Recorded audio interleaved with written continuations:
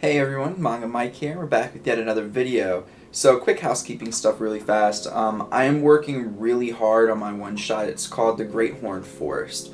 So for the next few weeks, my videos are probably going to be more like this, where I'm kind of reading off the screen a little bit and, lightly edited and things like that. I know it's probably not going to be the most exciting thing to see, but I can't really spend 4 to 5 hours editing the video like I typically do right now with how tight my time crunch is. But I will be going back to doing live streams and more structured content after my comic is finished or after my manga is finished, which will be early April. So, in today's video, we're going to be talking about 4 different things that you can learn from the structure of JoJo's Bizarre Adventures. I think that even if you personally might not like JoJo's as much as I do, for instance, it's probably one of my favorite overall stories, just in general in shonen manga, but also in life. I really love JoJo's a lot.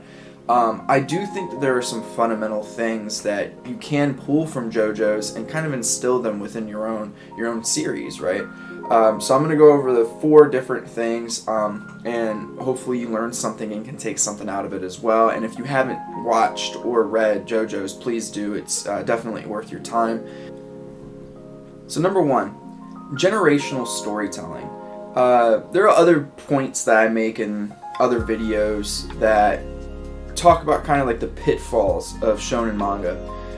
And I think that a lot of those pitfalls can be kind of avoided through this kind of storytelling method. And in fact, most of this video is situated around points regarding that kind of storytelling. So, a few of those pitfalls I was talking about are power scaling issues, bad supporting cast, bad protagonist, bad antagonist, and just a storyline that might not be as compelling to your readers as you felt like it should have been when you first started. So some of these things are just general issues that can kind of be worked on throughout and are going to be kind of in your writing just in general as you first start. It's no secret that we get better at things as we practice, and you can't really make or practice making comics or mangas without actually creating them. So creating a long series such as Dragon Ball or Naruto or Bleach, One Piece, it limits you in a lot of ways, right? While you can change the arc of your story from arc to arc, you might not be able to change the cast like you would like. For instance, Naruto has a direct successor in Boruto, but that also has mixed reviews, and that was after a long time period. A lot of people, they get really mad about what seems like a revision of Goku, for instance, in Dragon Ball Super, where, by the end of Z, he was a pretty smart tactician, and then you go back into Super, and he's kind of like the country bumpkin that he was all the way back in the original Dragon Ball series. So those things don't really add up, right? But JoJo's doesn't fall into this trap because of the generational storytelling.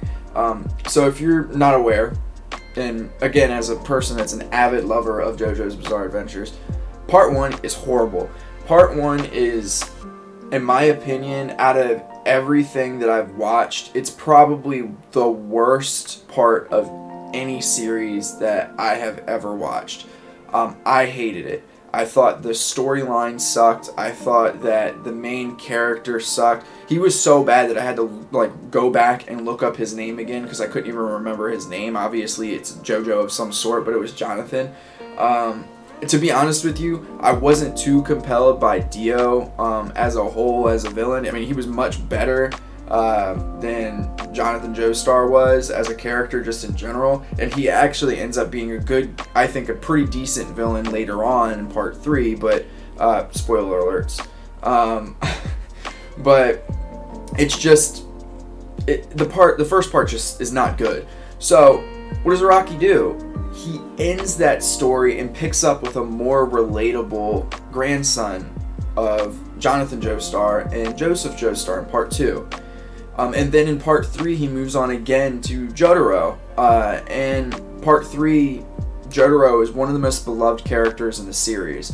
So it's okay that you're not getting it right at first in this kind of storytelling, because it gives you second chances, right? You get to evolve. You get to expand as a creative person as well. So it's not only exciting for the reader, but it's also going to be exciting for you as you create new worlds, new experiences for your characters. Number 2, new story, new magic. So while this might not be the case with everybody's story, it's important to think about, right? Because sometimes our magic systems, when we think them up and we get really excited and we want to start drawing or writing, sometimes they're not as well planned or not as good as we originally intended. So with JoJo's, I think that this is true. I think that a huge issue with part 1 of JoJo's and part 2 is the magic system. I find it very boring and very vague. It's basically summed up to kung fu breathing magic, which, meh. It kind of works a little bit, and I haven't watched all of Demon Slayer or read it yet, but it kind of works for Demon Slayer, but there's also other magic that kind of accompanies that, so it's a little bit better, but this kind of storytelling allows you to totally scrap that magic system and start anew with a new character, right?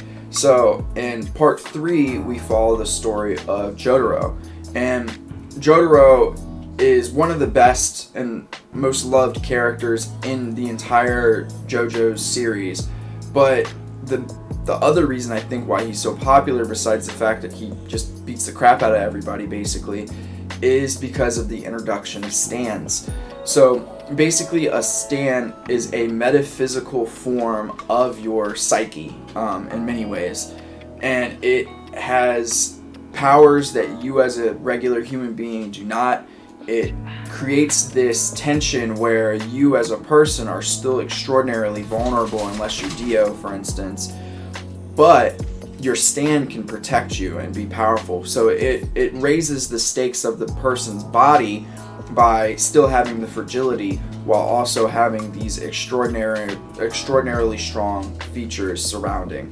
So without this storytelling model that Araki follows, you may end up kind of stuck in a magic system that might not be able to evolve as you evolve in your creative experience as well, and having the option to literally kill off everything in your previous story that you made and create something new in this universe that you've created, it provides you with endless possibilities, and I think that it's a very freeing way of telling stories.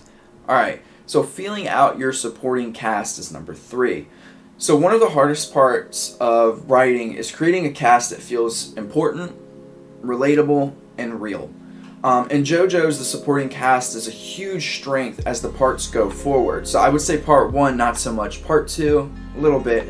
Part 3, it's getting there. Part 4 is really where it starts to shine through.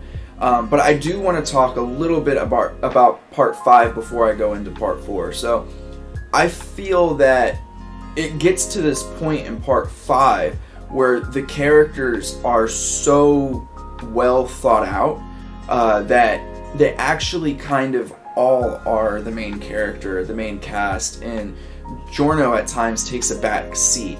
Now, I personally think, and some people probably disagree with me, I personally think that it worked out really, really well. I really enjoyed that dynamic between all of them. Every single person's stand made sense in the context of what they were doing, and it actually created this situation in which I was invested in most of the characters. But I don't necessarily recommend going this far with your writing, because this can really create a protagonist that we just don't care about if you're not careful. That didn't happen, at least from me with Giorno, but it could happen for other people, and I would understand why, right? So that's why I think I like part 4 slightly better in this regard. So Josuke's stand is not a offensive stand in its main essence, right? Josuke's stand is a very supportive stand. So we have this really interesting characterization where Josuke is the main character, but his stand is a supporting stand. So it creates these situations in which it allows other people to shine, with Josuke still being involved throughout the entirety of the series in a really important way. But he takes a back seat, but it's not really a back seat. It's more like he's going from the driver's seat to the passenger seat, and I really like that. And it also creates these situations in which, when Josuke is in in a fight and it's basically just him, he has to use his intellect in order to work through it, instead of just powering through it with a whole bunch of punches. I mean, Jotaro doesn't do that all the time, but sometimes he does, right? So he has more thought that has to go into how he's using his stand than, say, Jotaro did in part 3. So I really enjoy that, and that doesn't really happen without a good supporting cast who all fill roles that are needed by Josuke. So I would even argue, and this will be the last point on this part, that characters' personalities also work extraordinarily well together in this part too. And at times, their personalities are what moves the plot forward. So, for instance, I'm about to butcher this dude's name, so I'm really sorry, but Okuyasu has one of the most powerful stands in JoJo's, just in general. The hand, right? I'm not going to go into explaining what it does, but because he's not the smartest of characters, there's these situations in which, if he would have used it correctly, they could have probably gone through the current problem that they had and just fly on through it and get to the next part. But he doesn't really understand how to use it well, so it moves the plot forward because it puts the characters in predicaments. So I really like that within this series, and that's probably the most obvious example. I didn't want to get into the nitty-gritty because I don't want to spoil things for you. But that is part 3 of this, which is understanding your supporting cast and creating a supporting cast that feels good. Alrighty, so finally, number 4, setting as a complement. What I mean by that is your environment, the environment of the characters, where the characters are, as a complement to your story. So I think that there's this huge shift from part 3 to part 4 and in the setting. So, and the scale. So part 3, the cast travels the entirety of the globe basically in order to get to Egypt, which is where the main villain is, and they have to square off with him there. So, in that kind of adventure, right, versus part 4, where it's taking place in just this small town of Mariah, or however it's said, you would think that that's better, right? Because the scale is larger, it's more grand, so it's going to be better. I would argue no. And I know a lot of people will probably disagree with this, but I think that one of part 3's problems is that the setting is just this obstacle for the cast to go through, and I understand that was the point. Like, the setting creates these situations in which other stand users are kind of intercepting them throughout and creating obstacles, and it's also part of this feeling that anything could happen, and we're supposed to kind of be caught up in the midst of everything, like the cast is. And I think that part's successful, right? You feel like there's chaos happening throughout, and it's kind of hard to follow at times, and that's probably the exact experience of the cast. But it's so large that no particular setting is truly memorable besides being in Japan, where Jotaro's mom is, and then going to Egypt and actually being in Egypt. Those are the only real settings that really stuck with me, and that's because it's the beginning and the end. The entirety of the middle, I mean, I remember some stuff on a boat, and I remember, things here and there, but the stuff in the middle gets lost. So,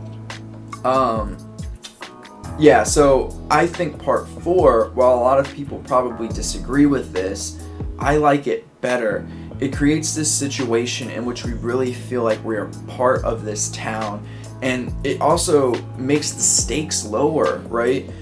It makes the stakes lower, but it feels more intense. So instead of having to find the main villain of part 3 in order to kind of like save the world from being dominated by him, we get this situation in part 4 where we have to find the villain so that people in a specific town stop being murdered randomly.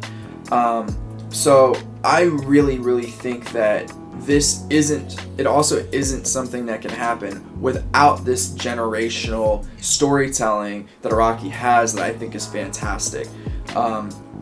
And I really enjoy how he uses the setting, because even in part 5 the setting's huge because it's taking place in Italy where the mafia runs rampant, right? So all of those things are really well thought out, and we get this deep invested dive into the setting of the story, and it almost feels like the setting itself is its own character, and that's what you want to feel. You want to feel immersed. And in part 3 I didn't necessarily feel immersed. In part 4 I did. And part 5 as well. So I'm going to do a quick number 5, and that is, with this kind of storytelling, all of the points from, I believe, my previous video are relevant here. You're able to basically create this situation in which you have one-shots that drive your entire series, right? So you create this universe, and within that universe there's a whole bunch of separate stories happening all at once, or in tandem with one another, one right after another, or generationally. And I love that. I love that because all of the parts of having an ongoing series, all the positives of an ongoing series are still there, and then all the negatives are gone, and then all the positives of having a one-shot are also there, with some of the negatives still though, because you do lose characters that people probably have grown attached to throughout. But I think the positives of that experience far outweigh the negatives. So anyways, so that was 4 plus 1 reasons why, or reasons how you can use JoJo's as a particular guide to storytelling for your manga. Alright, hope you enjoyed. I'm Manga Mike, and I'm out.